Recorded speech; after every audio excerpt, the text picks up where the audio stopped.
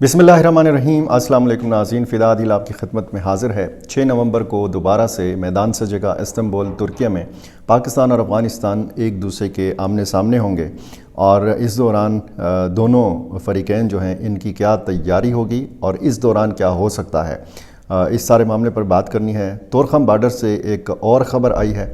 एक सुबह की ख़बर थी कि अफ़गान मुहाजिरीन जो वापस जाना चाह रहे थे, वो जो 18-20 दिनों से रास्तों में फंसे हुए थे उनको जाने की इजाज़त मिली है। तोरखम बॉर्डर खोला गया है। ये अगली ख़बर क्या है, इस हवाले से आपको बताना है।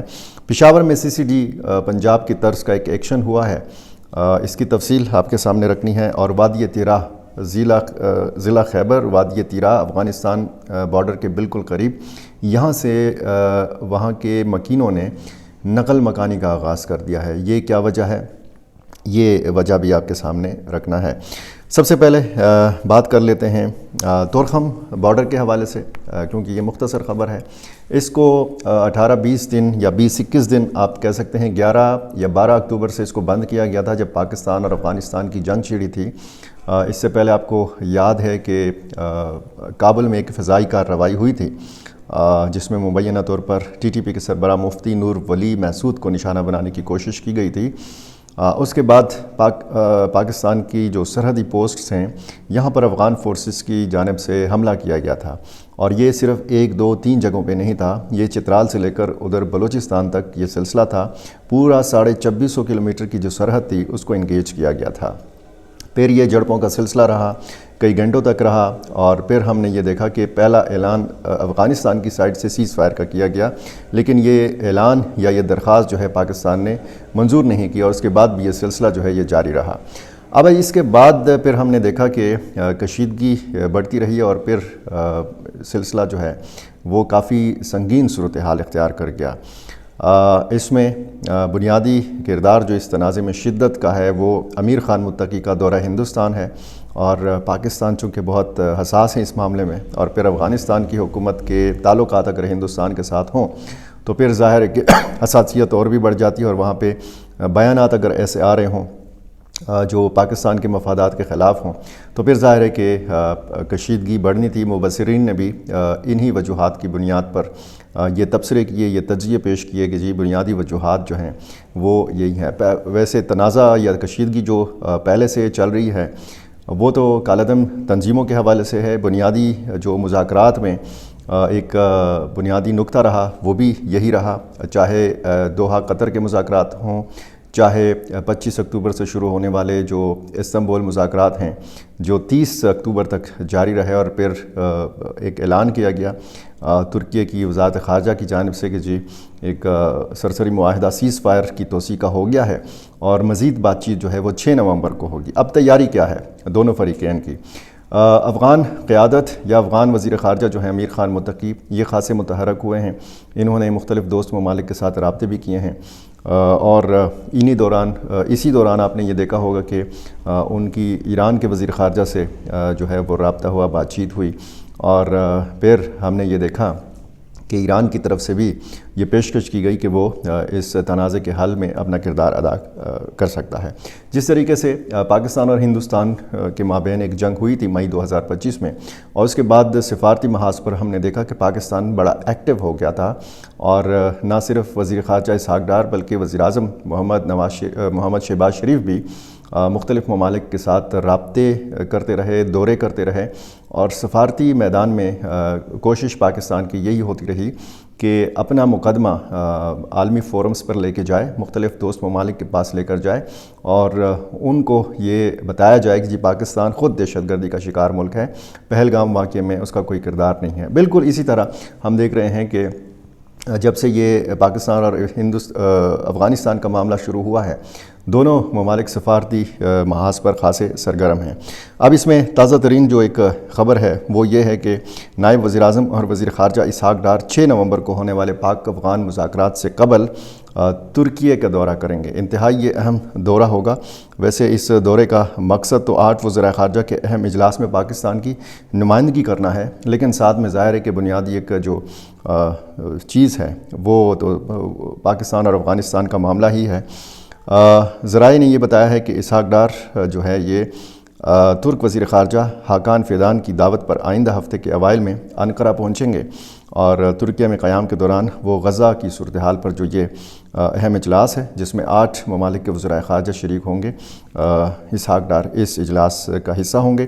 یہ اجلاس اقوام متحدہ کی جنرل اسمبلی کے سائیڈ لائنز پر ہونے والے سفارتی رابطوں کے فالو اپ کے طور پر منعقد کیا جا رہا ہے، اور ذرائع نے یہ بتایا ہے کہ یہ پاک افغان جو مذاکرات ہیں اس سے قبل سفارتی سرگرمیوں میں خاصی تیزی آئی ہے، نہ صرف پاکستان کی طرف سے بلکہ افغانستان کی طرف سے بھی۔ تو یہ انہی تیاریوں کا ایک سلسلہ ہے، اور جس طریقے سے انٹرویوز آ رہے ہیں، جس طریقے سے بیانات آ رہے ہیں، جو ہوا قطر میں یا ترکیہ میں پاکستان اور افغانستان کے مذاکرات کے بیچ میں، تو اندر کی کہانیاں بھی آ رہی ہیں، اور افغان سائٹ سے یہ کہا جا رہا ہے، یہ دعویٰ کیا جا رہا ہے کہ جی پاکستان نے یہ مطالبہ کیا کہ یہ جو کالعدم تنظیمیں ہیں جو پاکستان کے اندر کارروائیاں کرتی ہیں، افغان طالبان ان کو روکیں۔ تو افغان کچھ وزراء یا جو سہیل شاہین ہیں، ان کا ایک انٹرویو میں سن رہا تھا BBC کو، وہ کہہ رہے تھے کہ کچھ مسائل پاکستان کے اندرونی ہیں تو وہ ہم حل نہیں کر سکتے۔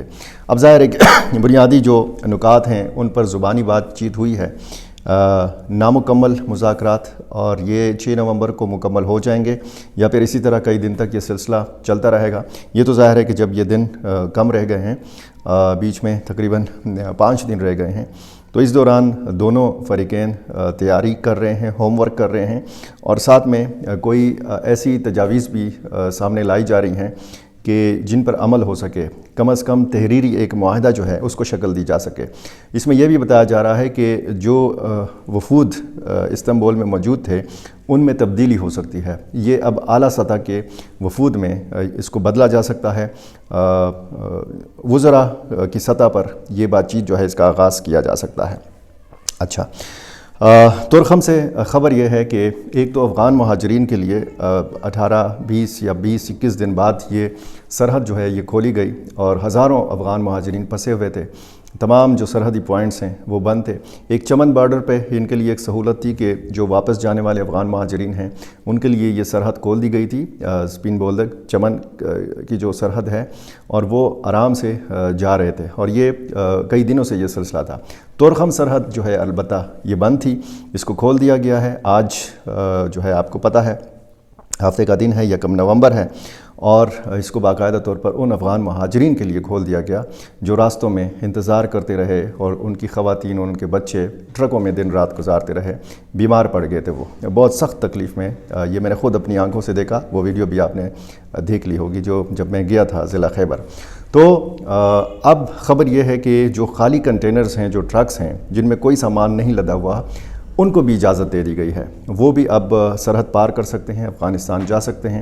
بہت سارے وہاں سے جب ٹرک یا کنٹینرز آتے ہیں، وہاں سے جو سامان یہاں پہ آتا ہے، تو ظاہر ہے کہ وہ ٹرک بھی پھنسے ہوئے تھے، تو ان کو اب واپس جانے کی اجازت دی گئی ہے، اور ہو سکتا ہے کہ اس طرف سے بھی اسی طرح کا سلسلہ ہو۔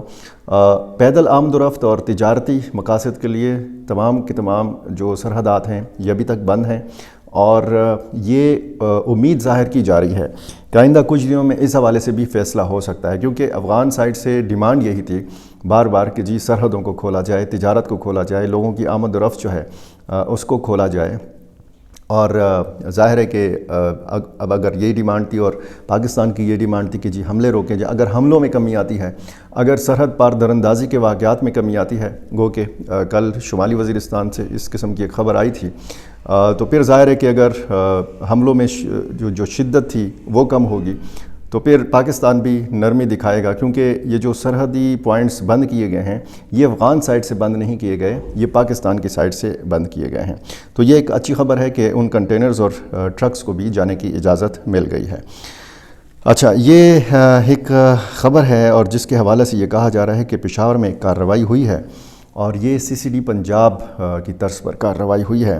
اس کی تفصیل یہ ہے کہ پولیس اور FC کی وردیوں میں ڈکیتیاں کرنے والا ایک گروہ جو ہے یہ اس کو انجام تک پہنچایا گیا ہے۔ یہ دعویٰ کیا گیا ہے کہ 20 سال سے یہ گروہ جو تھا یہ پشاور اور آس پاس کے اضلاع میں سرگرم تھا، یہ بین الاضلاعی گینگ تھا باقاعدہ، اور بتایا گیا ہے کہ جی CCPO پشاور ڈاکٹر میاں سعید کی خصوصی ہدایات اور SSP آپریشنز مسعود بنگش کی براہ راست نگرانی میں، جس طریقے سے پولیس کی پریس ریلیز ہوتی ہے، فلاں کی ہدایات اور فلاں کی نگرانی میں۔ تو اسی طرح کی ہے یہ پریس ریلیز ہے۔ چمکنی پولیس نے الصبح میرا کچوڑی مہر گل قلعے میں آپریشن کیا، جہاں خفیہ اطلاع پر ڈکیت گروہ کی موجودگی کی نشاندہی ہوئی تھی۔ پولیس پارٹی کے پہنچتے ہی ملزمان نے فائرنگ شروع کر دی۔ پولیس کی جانب سے مؤثر جوابی کارروائی میں چند ہی منٹوں میں 4 خطرناک ملزمان ہلاک کر دیے گئے۔ ذرائع کے مطابق مارے جانے والے گروہ جو تھا یہ پچھلی 2 دہائیوں سے خیبر پختونخوا اور ملحقہ اضلاع میں سرگرم تھا، اور یہ باقاعدہ ایف سی اور پولیس کی وردیوں میں لوٹ مار کرتے تھے، ڈکیتی کی وارداتوں میں یہ ملوث تھے۔ اور جگڑا کے علاقے میں کچھ روز قبل ایک ڈاکٹر فیملی سے کروڑوں روپے کی نقدی اور زیورات لوٹ کر یہ گروہ فرار ہو گیا تھا۔ پولیس حکام نے دعویٰ کیا ہے کہ اس کامیاب آپریشن سے شہر میں اطمینان کی فضا پیدا ہوئی ہے، جبکہ عوام نے بھی پولیس کی پیشہ ورانہ کارکردگی جرأت مندانہ کارروائی کو سراہا ہے۔ اور اس کارروائی کے حوالے سے یہ بتایا جا رہا ہے کہ اس میں جو 4 افراد مارے گئے ہیں، ان میں 3 کا تعلق افغانستان سے ہے۔ یہ معاملات ہیں جناب، اور ایک واقعہ ہوا ہے، یہ بھی میں آپ کے سامنے رکھ دیتا ہوں۔ سیکیورٹی فورسز نے کالعدم ٹی ٹی پی کے انتہائی مطلوب ملیٹنٹ کو مارا ہے۔